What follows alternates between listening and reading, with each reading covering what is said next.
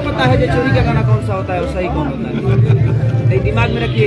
एक भाई तो मेरा 7वां गाना उठा के गाया था अभी। लेकिन कोई बात नहीं भाई, आपसे भी रिक्वेस्ट कर रहा हूँ, हाथ जोड़ रहा हूँ कि आप ही अपना गाइए, हमें भी अपना गाने दीजिए।